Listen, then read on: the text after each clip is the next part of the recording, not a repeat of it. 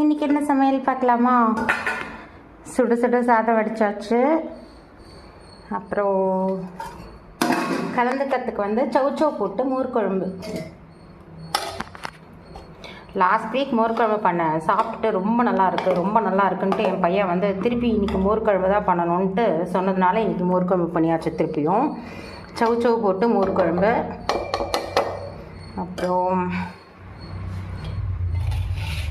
மோர் குழம்புக்கு ஃப்ரை இல்லைன்னா எப்படி, கருணக்கிழங்கு ஃப்ரை,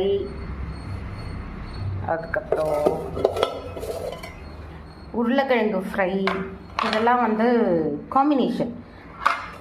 அதுக்கப்புறம் வந்து வெள்ளரிக்காய் தயிர் பச்சடி, தேங்காய் பச்சை மிளகாய் சீரகம் அரைச்சி விட்ட வெள்ளரிக்காய் தயிர் பச்சடி. அதுக்கப்புறம் ஆஸ் யூஷுவல் தயிர். இதுதான் என்னோட சிம்பிள் சமையல். என் சேனல் பிடிச்சிருந்தது அப்படின்னா கண்டிப்பாக என் சேனலுக்கு சப்ஸ்கிரைப் பண்ணுங்கள், என் வீடியோஸ்க்கு சப்போர்ட் பண்ணுங்கள். Thank you so much. பாய். நான் நிறைய இன்ட்ரெஸ்டிங் வீடியோஸோட உங்களை வந்து பார்க்குறேன். பாய்.